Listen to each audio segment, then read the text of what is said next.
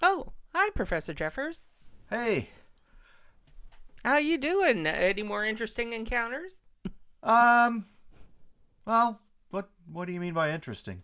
Oh, I don't know. I mean, last interesting encounter you had was with dragons, so I assume. Oh no, I haven't heard from them. Apparently, they didn't, hate the last episode. So Well, that's a relief. yeah, that is good. That is good. So, what's up? Well, we have a lot of questions. I figured we'd get through a couple today, if that's okay. That shouldn't be a problem. That's good. I'm glad to hear that the questions are coming in. Yeah, well, hopefully they just keep on coming. All right. Well, are we ready then? We're ready. Okay, good.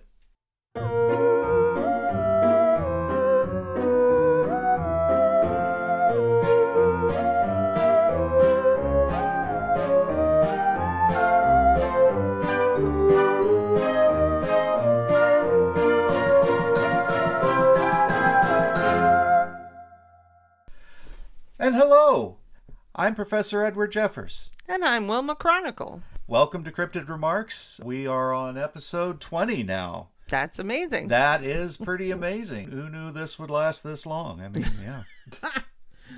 Indeed. Okay, well, anyway, I don't think I've said this for a while, but what we usually do here is we just take questions that people send us through various different methods and means, and we answer them, kind of, The best of our ability. Yes, well, and I've also been told that I ramble a lot without answering the questions.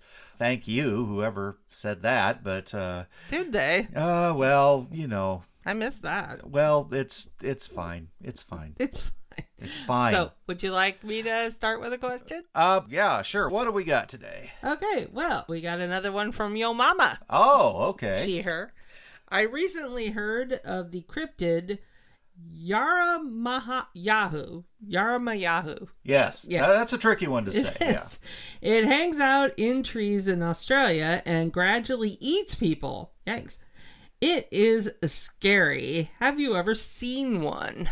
Yes, and she's not wrong. They're spirit beings that look like little men. They have red skin. They're about 4 feet tall. They've got a large serpentine head on a small body and a huge mouth and stomach, and doesn't have any teeth.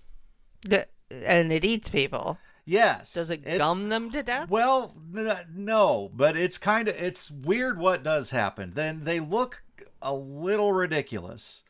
Really? I mean, and this is me saying that, and you know how I like the squonk and other ones that most Varieties people don't think of look spice good. of life. Exactly, yes. But this is by intent, though.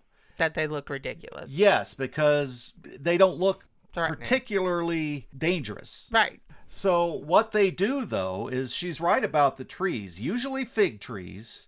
They will climb up into them and wait for someone to rest underneath the tree. Oh? And then they will jump on top of them and suck their blood out through their fingers and their toes, which have little suckers on them. Oh my goodness. Yes, and they have been called a vampire for this, but that Obviously. is less accurate than calling them spirit beings, because that was a pretty big thing in Australia way back during Aboriginal times. There were a lot of spirit beings back then. Why are there less now? Is it just too many Well, people? I mean, there's more types of creatures in the world, and I don't know if you've noticed, but there are a lot of large and or deadly creatures in Australia. Australia is pretty amazing for that. Yeah, it's got a lot of scary stuff in it, and from what I have noticed, or at least maybe I'm perceiving it wrong, but the terrain just seems a lot harsher there than most places. Well, there's places in Australia where the grass can kill you, is my understanding. Oh, yeah, that most painful plant to touch ever. I've heard of that. Not really in my wheelhouse, because that's definitely been proven is not a cryptid. Obviously. And there's a lot of stuff in Australia that will either kill you or scare the crap out of you. That's understandable. Yeah, did you know those giant spiders that are down there? Yeah. They don't hurt people. They don't? And in fact, There are people down there that like having them in their houses because they eat a lot of bugs because they're so big. Yeah, those are the ones that can like lay literally flat and get. Yeah, they're this pictures. huge spider that can lay inside like a windowsill. Yeah, or behind a picture, completely unseen. Yes, and then you startle them and they jump out, but they don't hurt people. Yeah, they just want to be left alone to eat bugs. And I've heard that people try to make their house inviting as possible to let the spiders come in. But hey, so each his own. Yeah. You know what? There might actually be some truth to the person that said that I wander off of topic. I can't even imagine why. Yeah, but anyway. So. All right. So they jump down, suck the blood. They do not kill. Yes. That person, because what they do is they weaken them, and then they unhinge their jaw and just swallow them whole. Holy slow molies! Yes, and that is by design as well, because when they've done that takes a lot of their energy. I can only imagine. Right, so they usually need a drink and a nap. After that. Wait a second. Did they have a drink? They drank all your blood. Well, I mean, a drink of water. Oh, so our blood's not good enough for them? Well, I mean, it is. Otherwise, they wouldn't drink it. But then they need, water and then to rest. And then after they do that, they will regurgitate the person back out. But like whole? Whole. And what is the point of all of this? And they are still alive at that point. Yeah. Yes. And so the person is usually in a fairly weakened state at that point. No. But so is the Yaramayahu, and they need another nap. Okay. So a lot of times, and this may not come as a big shock to you, but a lot of times people will try to escape at this point. No. Yes. Yeah. But they have blood loss. Yeah. And they've been in a creature for a while, so they're usually not doing too great either. So what will usually happen is the Yaramayahu will wake up and eat them again. Oh, dear Lord. This isn't just a continuing cycle. Well, it's pretty wild because every time they do it, the person's skin gets a little bit redder and they get a little bit shorter. Oh, no. They don't turn into one, do they? Yes. Oh, I hate this thing. It is the weirdest reproductive system that I have ever seen. Oh, my goodness. And, yeah, it's just wild. And... yeah, they'll just start getting shorter. Their head will get bigger. Their hair will start falling out until there's just this red blobby thing, just like they're basically the Yaramayahu at that point. Suckers and little things sticking out of their fingers, toes. Ew. Yeah. Ew. Well, ew. And oddly enough, just because ew. of that, I think that there was talk that the best way to actually escape them is not to try to run away while they are sleeping, but to play dead. Okay, but I mean, it doesn't have any way of determining that you're still alive.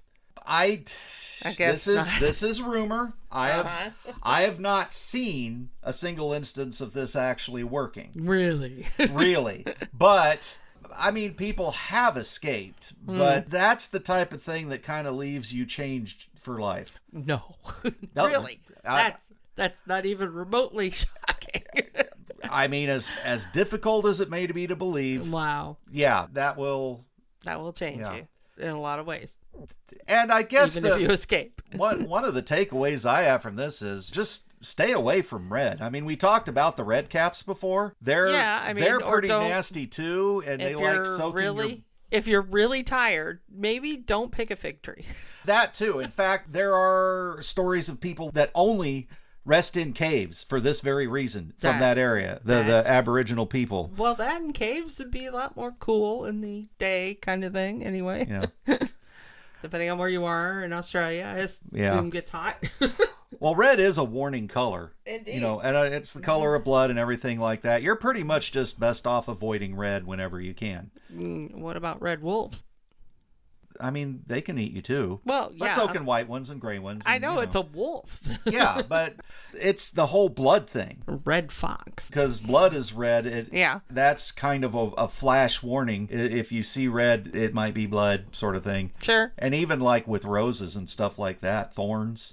Red-eyed tree frogs. Oh, the red-eyed tree frogs, yeah. Red eyes scare people. Yeah, whether they should or not, they do. Anyway. Red-eyed tree frogs are sweet. My knowledge of frogs is limited. Are they the ones that are really toxic that can... No, those are, Snapple. I can't remember the names of them. They're called the jewels of the rainforest. Poison dart frogs. Oh, okay. Well, that makes sense that they got that name. Yeah, but I mean, in order to make a poison, you have to boil the frog. I mean, it's not like you pick it up and you die. Okay. All right. Is it true that people lick frogs to, like, get... I think those are a specific kind of toad, but you can't just run around licking reptiles hoping to get high. Well, I typically don't lick creatures, without that consent either. Anyway. I mean, that's fair. Anyway, I did want to give one person a shout out, Dr. Emily Zarka. I was looking at some videos and stuff, and she did a really good one with PBS about the Yaramayahu. Cool. Did I keep that tab up? Yeah. Okay, there she is. there. I don't remember the name of the... Look at the top. Well, it's not on here. It was on YouTube. Oh, and gotcha. it was just this video. Well, just look up Dr. Emily Zarka. Zarka. And she's done a lot of videos with them, and she specializes in... Well, it says here she's a monster expert. Yeah, I think, monster. Yeah. Yeah. She's done some pretty good work that I've seen anyway. Cool. All right. I think we got time for another question. Go ahead. Cool. This one is, also repeat. This is from Arcadian, her. Oh, haven't heard from her for a while. Yeah. Back again with a question in regards to black dogs. Have you ever heard of a graveyard dog? I'd love details on what they are and how they come to be.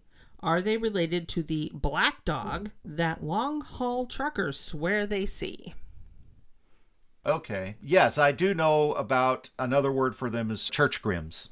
Oh, okay. Yes, and they are a specific type of black dog that is essentially created. Now, the legend behind it is that in what time frame was that? I want to say no earlier than the 17th or 18th century, but definitely on into the 19th. Okay. There was legend that when a new church graveyard was brought into being, because people like burying people, the most recent person that was buried was in charge of protecting the graveyard from being defiled or anything like that. So if you just happened to be the first person that was buried in a new church graveyard, it was your job to protect that graveyard forever. No, just until the next person was buried there. That is an interesting idea. Go ahead. Yeah, and humans being humans decided that they wanted to make a way so that they could get an animal to do that work instead of people. Okay. So it was, I think it started in the 19th century. When a new church would be built, they would bury a dog under the cornerstone of the church or the graveyard to be the first thing that died there so that it would be forced to be the guardian of the graveyard. Okay, but if humans only are in there long enough to protect until the next human comes along, then why would the dogs hang out? Because dogs are more loyal than humans. That's fair. Yeah. And the rather disgusting part of that is that the dog, I would say all the time, if not most of the time, was buried there alive. Oh. Yes. No. Yeah. And No. I thought modern churches had gotten away from sacrifice and stuff like that, but this was straight up called a sacrifice. Oh, that is so gross. It is. Where's this at? Is this like globally? No. Europe, This was America? mostly England, Scotland, some of the Scandinavian countries from that time frame. Sure. That era before. Okay. And there are a lot of stories about what these Grimms could do and would do. First of all, usually, whether it's buried that way or not, is a black dog. And I know I've said some things about black dogs in the past. That was Black Shuck. And remember when I mentioned that Black Shuck had terrorized Led Zeppelin? Yes. Well, I do. I've given that some more thought, and it is very possible, because of the nature of other black dogs, that it was just trying to protect them and not trying to scare them. Oh. We'll get into that more when we talk about Church Grim and then the truckers' black dogs here in a minute, but Okay. just to do a comparison. Okay. But anyway, Uh-huh. usually a black dog, usually pretty big, like the size of a calf. Oh, Yeah, my they're goodness. big dogs. Mhm. I mean, you want a big dog if you want a protector dog. I mean, I've seen some pretty protective Yorkies. I'm just saying. Yeah, but they basically are protective in that they are loud and I guess they will bite your ankles. They will so totally bite your They ankles. can scare people away. Yeah, the Somebody. church grim, Mm-hmm. like a lot of spirit protectors, spirit animals, that sort of thing, Mm-hmm. does tend to portend things, and it's been said Mm-hmm. that they will toll the church bell at midnight when there's going to be a death soon. Okay. Yeah. Sure. If you've been shackled with the job of taking care of a churchyard, you might as well do it right. Learn how to ring a bell. Mm-hmm. And it was also said that the clergy of the church would often seek out the grim when someone had died to determine the final destination of their soul. Oh, so the Grimm's got to determine whether or not this person is going to heaven or hell, and whether or not they deserve to be buried in the church. Along those lines, yes. Ugh. So, I mean, they're there to protect, Yeah, so I get they it. gotta do that. Usually, church grims just don't bother people because they're busy doing their thing. As long as you're not in there pestering the dead. Right. But also, if you were to try to attack a grim, let's just say I would avoid that. That sounds like a bad idea to begin with. They've been known to cause people to go blind, Yikes. to go mute, to go mad. That would have been my first guess. Yeah, and those are the nicer things that can happen. So, Yeah. just... Well, at least he doesn't swallow them and slowly turn them into a black dog. Ugh. I don't think they could, but I mean, Yuck, I guess it's hard to prove a negative. Maybe they can. I don't know. Okay, so 1891. Yeah. The Last of the Giant Killers. That was a story about our friend Jack. Oh, who, of Jack and the Beanstalk fame? Yes. Gotcha. Well, Jack of many things. Yeah, because fame. Yeah. Jack, again, being a very popular name. Yeah. Anyway, yeah, you can use that excuse if you want, but there's a shall. story about him where he actually defeated an evil church grim, which can happen. I mean, you get buried alive, you see how you react. Yes, well, it was a grim that took the shape of a goat. For some reason this time the goat was buried there, but it was also buried there with a young woman, both of them buried alive. In a church? Not really sure why, yes. But apparently, with the help of that woman, he was able to defeat the goat. And maybe that's why it became evil, is because they took that a step too far by burying a person there, too. There are weird stories about that. Indeed. There was a game in 2013 called Year Walk. It was a Swedish game, I believe, which is up where this sort of thing happens. Sure. From what I understand, it was a horror-based game. And it was a I would mobile imagine. app game. Oh. And one of the things that you did have to do was consult a church grim. Just talk to him. It was one of the first times I'd ever seen a cryptid used in a positive way. One of the first. Like I said an episode or two ago, I don't remember, that it does happen, but a lot of times they're relegated to the role of villain, which kind of sucks, but, Indeed. Whatever. So he was able to communicate with language through a church grim. Yes. Interesting. Yeah. Okay. Video games. Video games, yes. Well, that was the only video game I had for this one. I did fair. find a novella that was actually published recently, November 19th of 2024. Wow. Less than a year ago, yeah. Just called Graveyard Dog by Dorinda Jones. Dorinda. And I like that name. Yeah, that's a cool name. And you can find that on Amazon Sure. through Kindle and stuff like that. Sure. I thought it was worth mentioning. Cool. All right, so in comparing them to the Black Dog Truckers. The black dog that truckers see. Yeah, well, and it's Not the sometimes black called dogs just a that- black dog trucker. Oh, So, okay. Because it just sounds like black dogs are driving trucks. Well, they're not. Okay. But they straight up are guardian spirits. And what will happen is they can sense when a person who is driving is starting to push themselves a little bit too hard. Now, truckers have a Gotcha. really hard job. Sure. And you need to be at your best to be able to drive something that big safely. For that long of a period of time. Right, but there's always the pressure to get things done faster, to do more so that you can make more money, so that capitalism can work. And That's then why we have labor unions. Yeah, exactly. But sometimes truck drivers, and not just truck drivers, drivers in general, will push themselves more than they should when they're driving, and they start driving fatigued, which I have heard is as bad as driving drunk. Now, yes. I don't know if I've mentioned this on the podcast before, but I genuinely do not like being inside modern motorized vehicles. I prefer to walk. Yes, you have mentioned it. Oh, okay. Well, anyway. In your Portals of the Past, about the ghost. Oh, right. That was when I did that. Yeah. So my knowledge on them is somewhat limited, but they've been doing this since before there were trucks. Sure. Just like because there's still wagons, there's still things that need to be delivered, and basically just showing up and letting people know, hey, something bad's going to happen if you don't change what you're doing. Yeah. And there's been stories of that going back millennia. Sure. Of guardian spirits doing that to people, not just the black dogs, but just in general. Yeah, ghosts and spirits and such. Yeah, warnings, Mothmen, so to speak. Yeah, there are a lot of them.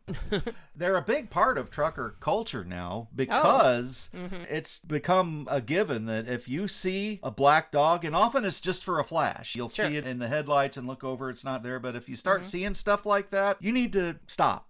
Okay. Take a nap. That's fair. And in fact, there are psychologists out there that will say that these black dogs are just part of the trucker culture to the point now that it's just your own mind telling you that you need to stop. So your brain says, you're very tired. I'm going to show you a black dog. Right.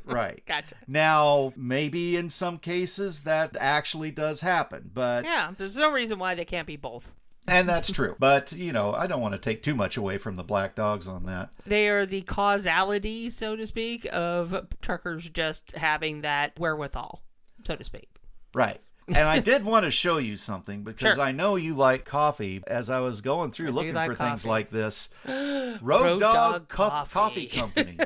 And they actually do have a dark roast. Called the Black Dog? Called Black Dog. That's hilarious. Which, that's just kind of a wake up. Sorry guys, this entire website, or I should say the entire website, but there is a bit on the website that does talk about the black dog. Yeah, they actually talk about the black dog and how they've been a huge boon to truckers. And this site is roaddogcoffee.com. Yeah. And I gotta get some of that. I do like dark coffee. they actually have a coffee shop on here. So you can order coffee from them.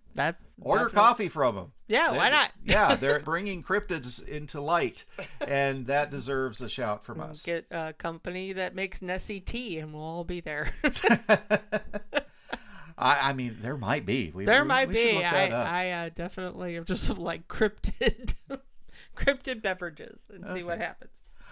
Well, why don't we save the rest of them for later? I think if we do another one, we're going to be going way over 30 minutes again. No. So I was just going to do those two. I figured you'd have enough to talk about with those two questions. Yeah, I'm not even going to try and say that thing again. Yep. So, you've been listening to episode 20, Red and Black, apparently. Yeah, so... Anyway, so see us on all the socials. On all the socials, right. Okay, so we are at cryptidremarks.com, and you can send us questions to cryptidremarks@gmail.com. You can also send them to us through our Discord, which you can reach at cryptidremarks.com. And Blue Sky. Bluesky.prophetjeffers.social is the one that I check the least. You can put stuff on there, and I may one day actually see it. Who knows? I'm also on Instagram and at... What's the Instagram?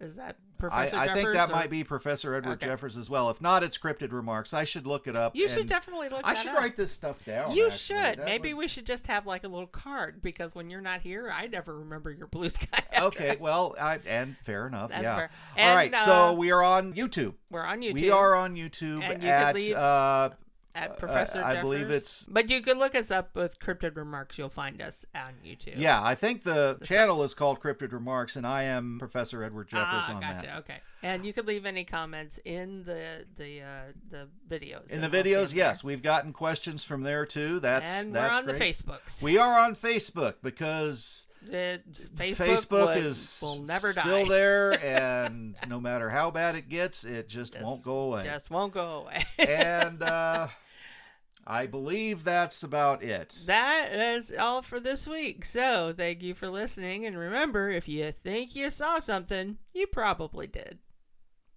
Bye. You've been listening to Cryptid Remarks. The part of Professor Edward Jeffers was played by Jeffrey Morton. The part of Wilma Chronicle was played by Kimberly Morton. All music was written by Ruben Fansler. Sound editing by Jeffrey Morton and Ruben Fansler. Our web guru is Aaron Milosic. If you have any questions you would like us to cover, contact us at cryptidremarks@gmail.com or link to our Discord through cryptidremarks.com. Thank you for listening. And don't worry, I probably don't exist either. Yeah. Okay, testing now. So, say something. Okay.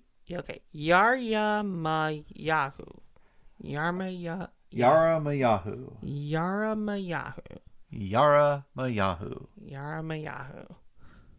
No, Yaramayahu. No, Yaramayahu.